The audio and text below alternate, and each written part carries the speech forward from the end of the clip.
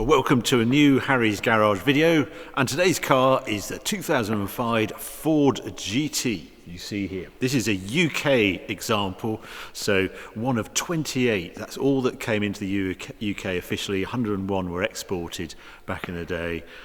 It's a car I really know pretty well back from Evo days. This is car of the year 2005. It's when our little Renault Clio, when I bought that car, the overall winner that year was a Ford GT, and I was lucky enough to actually drive it back from France, south of France. This test took place, drove it home, so I've done a lot of miles in one of these, and it's a car I really love and I think is a great statement car. So let's go and have a closer look. Such a striking looking car. Every time I get one, it's beautifully proportioned. I always think the Ford GT, and I also love the story of how it actually came to be built in the first place.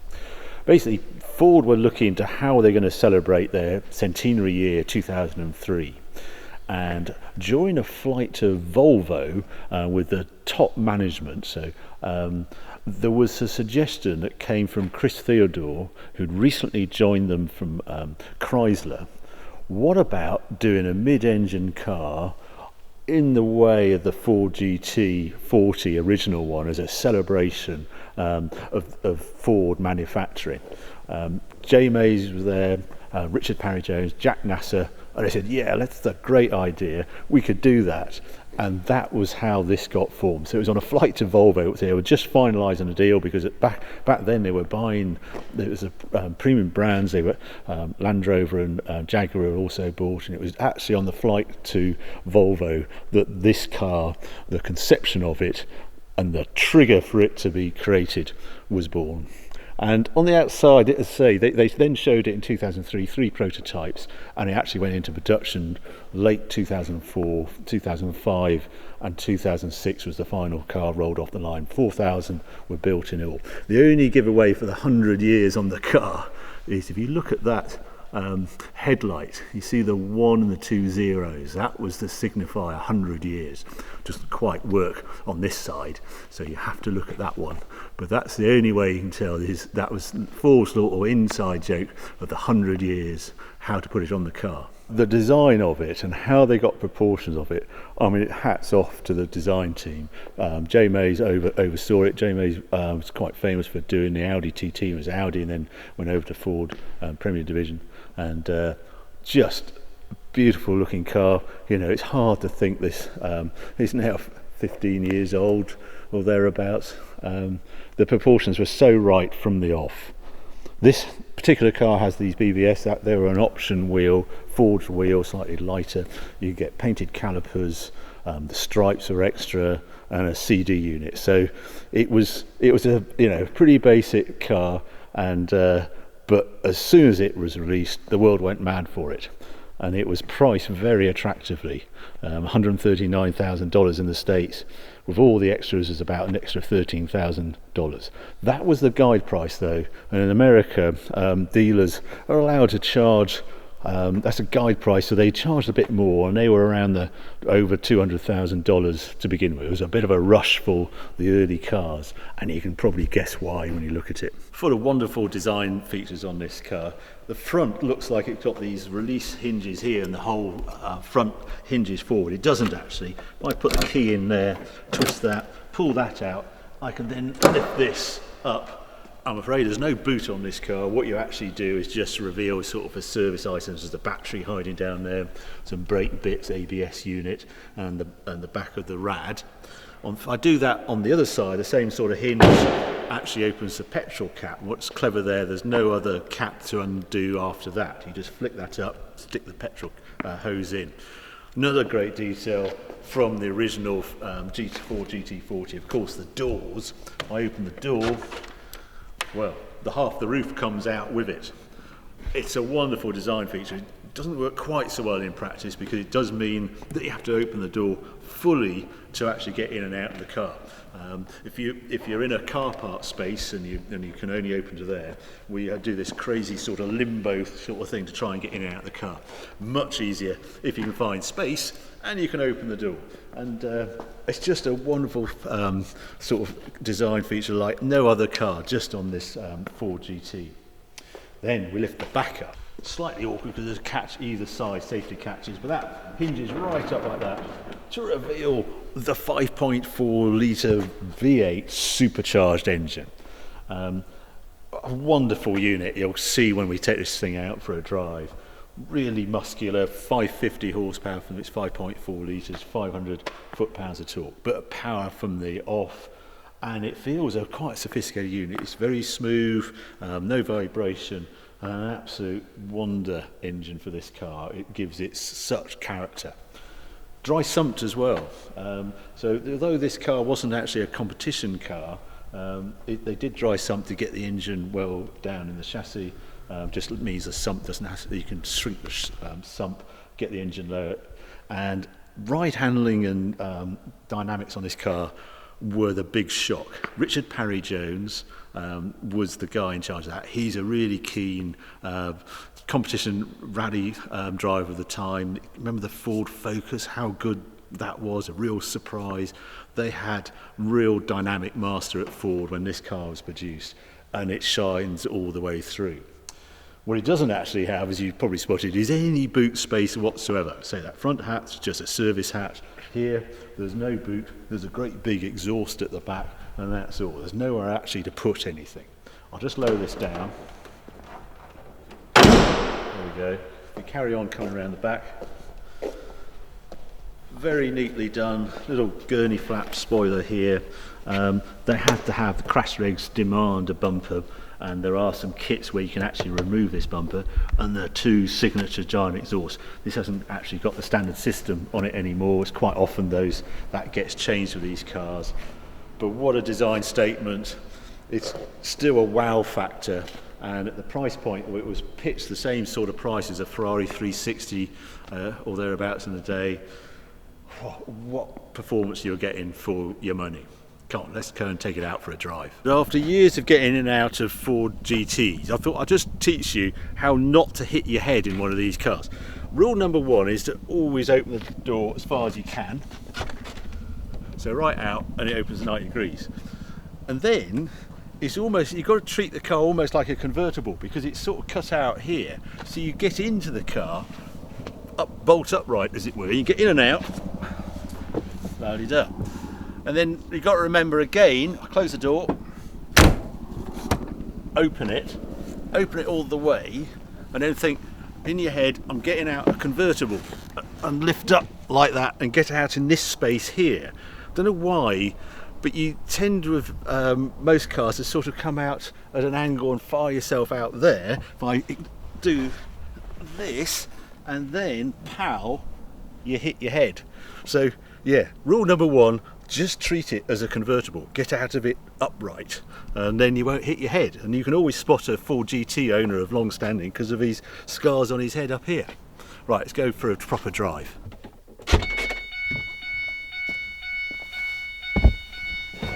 Oh, quickly shut that up. It's getting upset. Yes, the other thing is, you every now and then you catch your hair as the roof closes, where the door closes with the roof. Pings gets very upset if you leave the keys in. That's what all that was. Yeah, the infamous immobiliser, one of these is quite something, as you can tell. It was just of a period where immobilisers were probably at their worst, really. A combination of buttons and turning itself off before you're ready, sort of 10 seconds after stopping it, etc. But in here, I love the look, the simplicity of it. Let's just turn the fan down a bit. Yeah, heater controls are on this aluminium center console. The aluminium, like a Puma gear knob, 6-speed. Ricardo did the gearbox for this car, and it's a lovely change, as you'll get to see. The evocative wheel, Ford GT, simple, 3-spoke, smaller than you'd expect. Power steering, obviously. And they shrunk the airbag as much as they could. It's a really good looking wheel. And the instruments, all I'm looking at is the rev counter, redlined at 6.5. Doesn't sound much, but this is a long stroke engine, and there's so much grunt. You could take all comers on and just use 2,500 RPMs, you'll see. Engine temperature, we're up to temperature, oil pressure gauge, lovely dials, I mean volts, etc. And also there's a boost gauge with PSI boosts, goes up to 15 pounds. I think it's about 1 bar boost, something like that. And fuel level, and a speedo finally over there, 220 mile an hour speedo. It needs a 220 mile an hour speedo, this car, because it's I think it's 207 miles an hour, something like that. Anyway, we'll get going. Also, easier clutch. It's the first impressions when you get in this car is everything's a bit easier than expected. You expect sort of heavyweight controls, but no, it's a lazy engine, velvety engine, nice gear change, lovely clutch action. All the omens are good. Right, off to some better roads.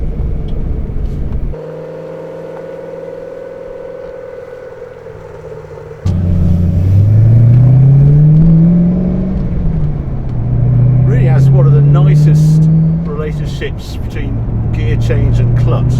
Really bizarre. Great engine map as well. It makes the manoeuvring and just mooching about like this piece of cake, which is fantastic on a car like this. You think it would be completely mad and sort of unsorted because the production run was so small, but no, it feels like they've been making them forever. Muscle, 2000 RPM, and there's conversation stopping muscle on show.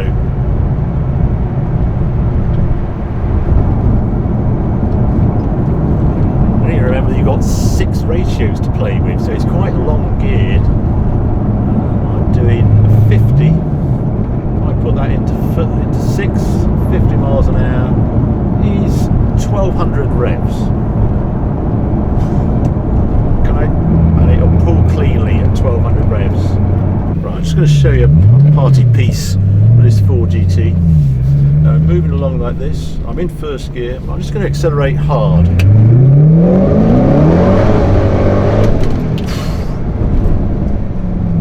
If you could sense that, what actually happened there is enough torque just to light up the back wheels as it comes on to boost. As the supercharger gets going, it just explodes. No need to drop the clutch, nothing. I'll do it again, we'll go up here again, it's a straight bit of road, and I've got to hang on a bit. There we go. Whoa! Happens about 4,000 RPM or something like that. Just mad amount of torque. Here we go.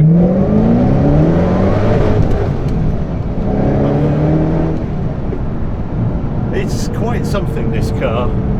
I know when we were back at Evo, we wondered if it only had 550 horsepower.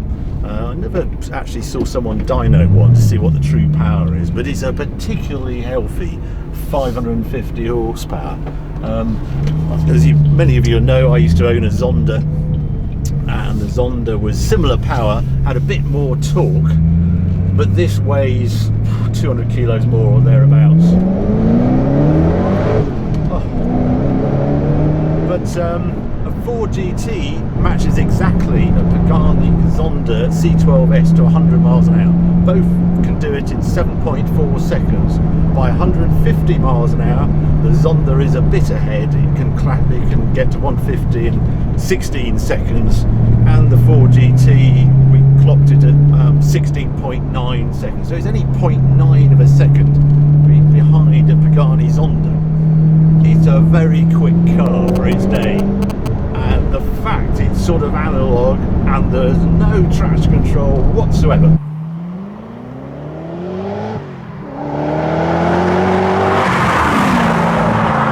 Riding feeling when we did that car of the year, what everybody came back with, what it's like a 550 horsepower Lotus Elise. That's the weirdness with the Ford GT.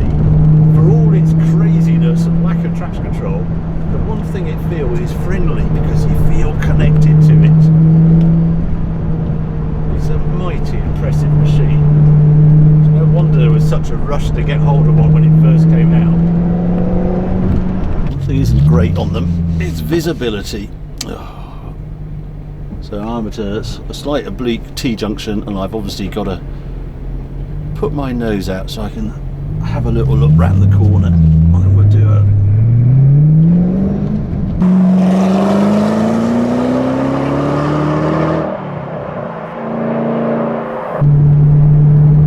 ride. You can probably just sense it's pretty good. They're quite tall tyres, 316 section tyre, 19-inch wheels at the back. But it's taut, shall we say. Feels as though it'll just go on forever. And I just love the view in the rear window, because what I get to see is a supercharger and the pulley whirling round at the front. It's quite an evocative sight. The visibility out the back isn't too bad. You've got to remember, I have a slightly jinxed sort of view of views out of car having owned Countach, but this is pretty good. Just biggish old A-pillars and things. It's the aluminium construction, just makes it a bit chunkier. It's a bit of a pillar box, but for a crazy 200-mile-an-hour plus mid-engine car, it's all very civilized in here. And obviously I've got aircon and all the rest of it. I just love the way you're hardly using any revs. I'm chucking it down here. I'm at 60 miles an hour. I'm in third gear, 1800 revs. I'm really in third. No, I'm in fifth.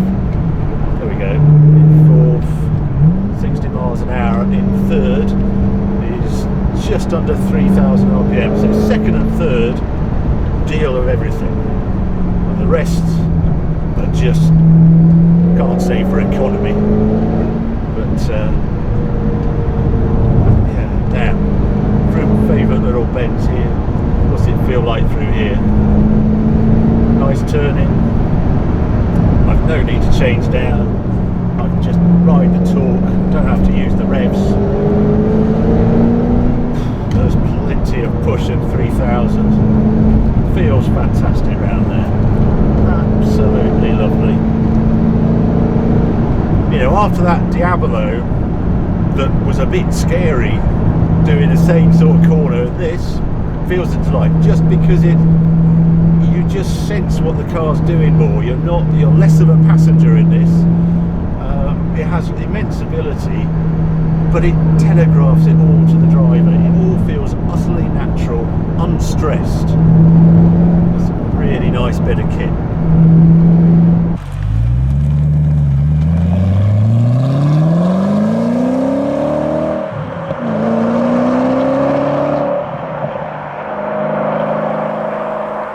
Summarising the Ford GT, how do you summarise this car? Well, it's a real statement from Ford. I love the way it was designed purely for road use. There was never any chance of this going racing, unlike the current GT that was a race car that they've turned into a road car, and is a bit compromised in my view because of that. This is a road car, eats miles, feels very natural on a road like this. And that trip down and back from the south of France, that one thing that taught me was it was more economical than a BMW M6. So there's a myth out the window. It would quite happily do over 20 mpg cruising through France, but you don't want to do that. You want to drive it on your favourite bits of roads and remember right it. And at that, it's terrific, absolutely terrific, memorable drive, and so flipping usable. One of the big downsides I suppose I have with this car is there's just nowhere to store anything. There's no door bins, there's no glove box, there's a little holder on the side of the tunnel, and there's a little thing here. But there's nowhere to put anything, and it's such a usable car, and it's a real frustration that you can't dream of going on the big trips with it if there's two of you, because you've got nowhere to put anything. It's even worse than a Bugatti Veyron in back front. But then it makes up for it in its sort of it just feels unburstable. It feels, you know, as though it just gone forever. It's made by Ford. It's made very well, and at the price, it's a real memorable drive. It really does compare to that Diablo. It's sort of different because it feels more friendly, more on your side. I wish the values hadn't gone quite as crazy. There was a time when you could pick one of these up for 140, 150. That was too cheap.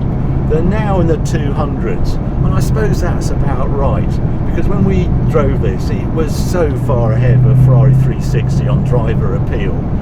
It had so much more grunt, and built in limited numbers. Although there are 4,000 of them, it's much more limited than, say, a Ferrari 360 or a Gallardo or that sort of thing, because that's actually what it was competing against. So it's been wonderful to revisit, and I have to thank Hairpin Company again for the loan of this car, because this is, well, it's just on 2,100 miles from new, 2005 car. They've got it up, I think it's 265, 275,000, somewhere thereabouts. So they've come up from the absolute top. But this is a wonderful example, UK example, so one of 28, and in as new condition. And I think it deserves its iconic status from its looks, from its dynamics, and just the way it feels to drive.